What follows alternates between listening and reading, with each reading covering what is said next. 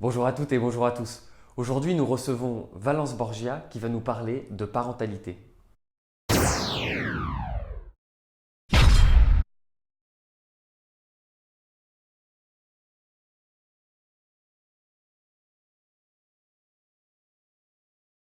Alors, aujourd'hui, on va parler de quoi? On va parler de la parentalité chez les collaborateurs.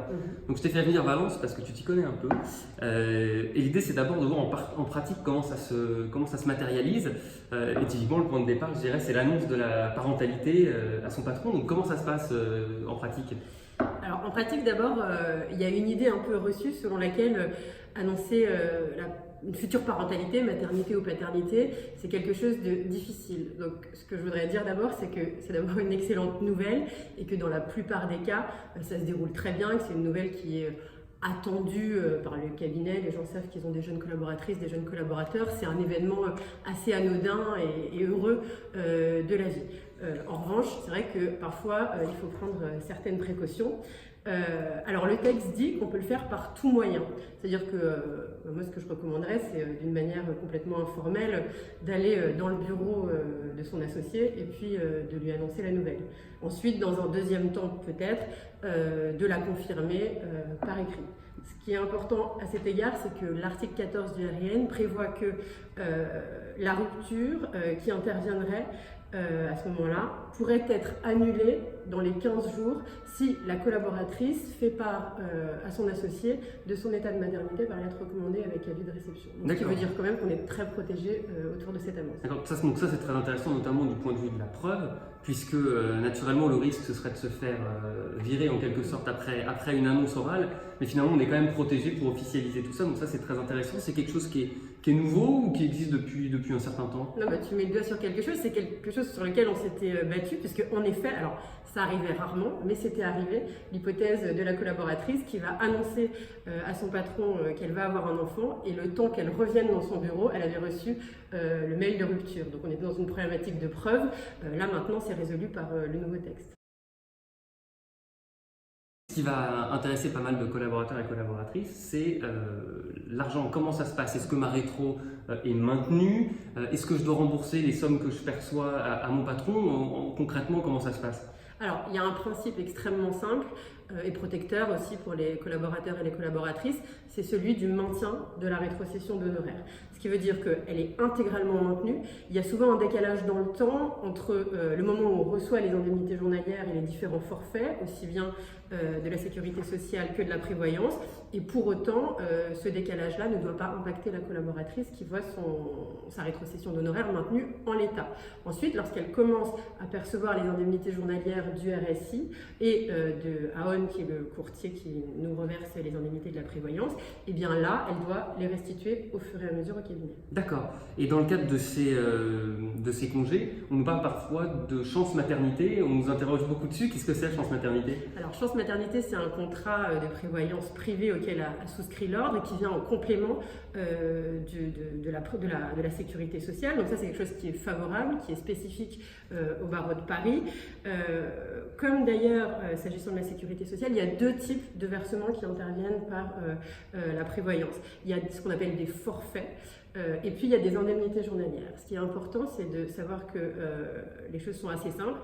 La collaboratrice ou le collaborateur doit reverser au cabinet les indemnités journalières, mais elle garde le bénéfice des différents forfaits, qui sont donc des sommes fixes et forfaitaires qu'elle va percevoir. D'accord, donc du côté de l'ordre, on a souscrit un contrat quand même relativement protecteur, en tout cas qui aide dans le cadre de ces périodes de maternité. Oui, absolument. Alors il y a une somme un peu supérieure à 3 000 € qui est versée en 2 fois au titre de ces forfaits.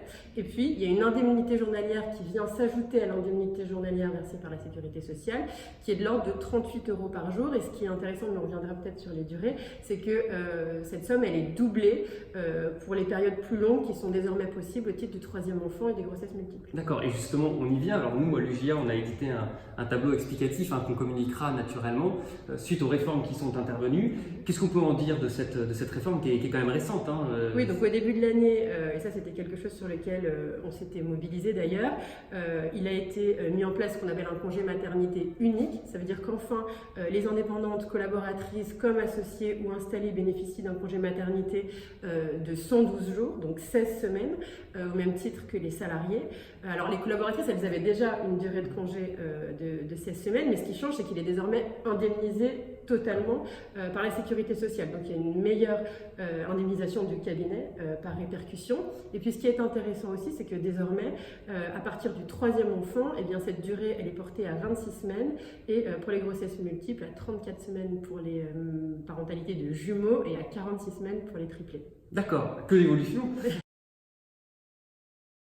Et alors, une fois que la grossesse est terminée, que l'enfant est né, va y avoir un léger souci qui va parfois se nouer, c'est le retour.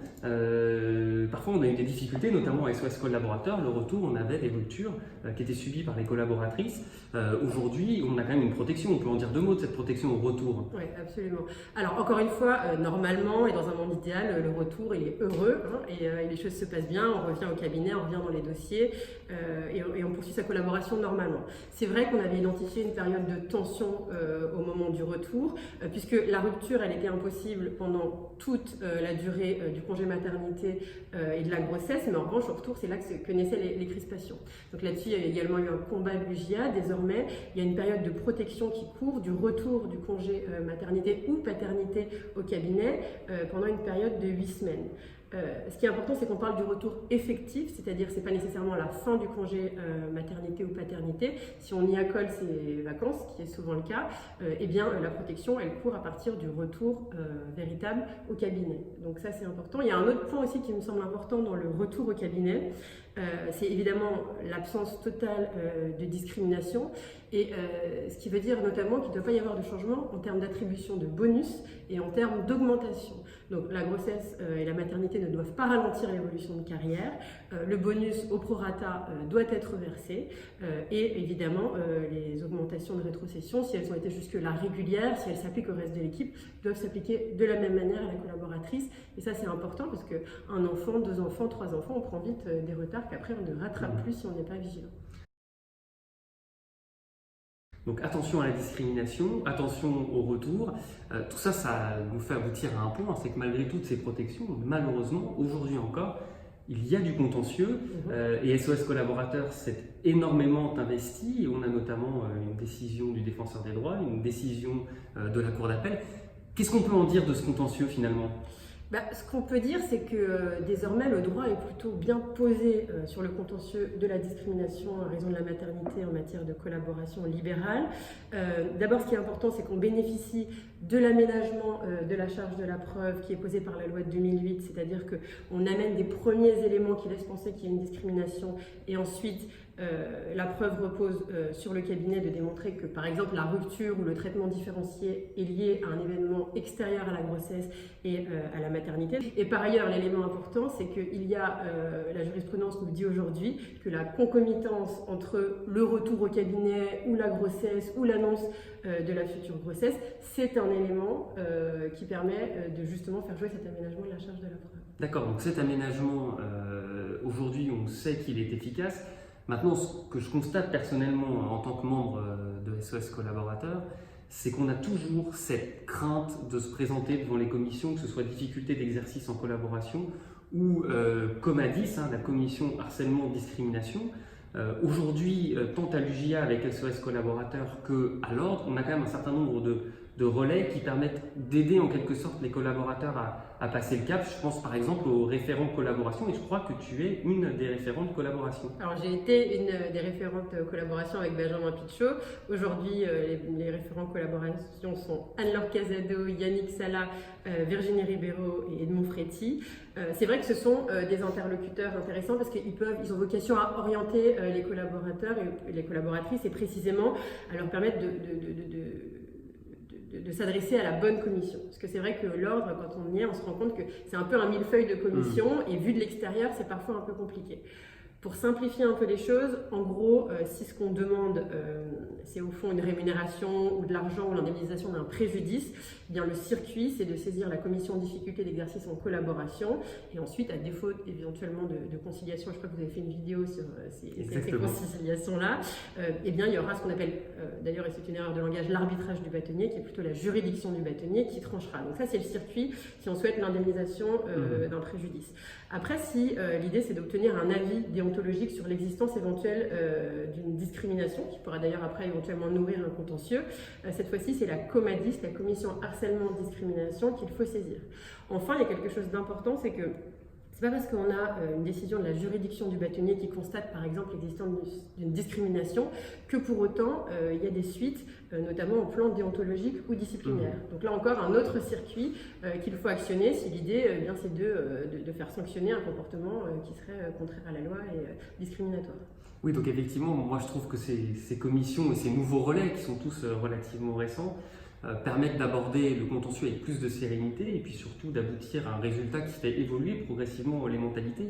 Et c'est pour ça qu'ainsi qu'on le disait lors de notre vidéo sur SOS collaborateurs, à mon avis, il est important de faire remonter les difficultés et surtout ne pas se dire qu'on risque d'avoir une mauvaise réputation parce que de ce que j'ai constaté de mon expérience qui reste modeste mais qui existe quand même, c'est que finalement un patron aura assez peu tendance à crier sur tous les toits qu'il a été condamné ou qu'une procédure est en cours. Je crois qu'on l'a remarqué tous les deux, c'est quelque chose de relativement vrai. Ouais, et en même temps, c'est vrai que c'est une mythologie qui a la vie dure, c'est-à-dire que on explique aux collaborateurs, en tout cas un bruit court selon lequel au fond on serait grillé dans la profession si on s'avisait de saisir l'ordre. Et tu as parfaitement raison, en réalité dans ce cas-là les débats se tiennent dans une enceinte qui est confidentielle et il me semble qu'en effet c'est pas forcément de l'intérêt des cabinets ensuite de se vanter de ce type de procédure, mais c'est pas non plus l'intérêt des collaborateurs. En tout cas je crois qu'il ne faut pas se dire on ne saisit pas l'ordre parce que ça aura un impact sur la carrière. On a peut-être quelques chantiers en cours sur les questions de discrimination, de harcèlement. On sait qu'il y a eu des évolutions récemment, notamment au niveau du RIN, je crois que c'était porté par Aminata au CND. Quels sont les grands chantiers finalement de demain concernant les congés, la maternité, la paternité? Sur les congés, la maternité et la paternité, à mon sens, l'évolution, c'est celle d'une vraie indemnisation, à la fois pour les cabinets qui accueillent des collaborateurs, parce qu'on se rend compte quand même que ce qui crée de la crispation le plus souvent, au-delà de comportements discriminatoires réels qui restent un peu anecdotiques, c'est quand même les tensions économiques que peuvent générer ces congés-là. Donc il est indispensable qu'on poursuive une très bonne indemnisation des cabinets d'accueil, mais également des femmes et des hommes installés et associés, parce que c'est vrai que dans l'exercice indépendant, c'est un petit peu terrible de risquer de briser l'outil de travail qu'est le cabinet si on ne peut pas se faire remplacer, et c'est aussi terrible de ne pas pouvoir s'arrêter quelques mois pour profiter d'un enfant. Donc ça, c'est un vrai enjeu, celui de la prévoyance.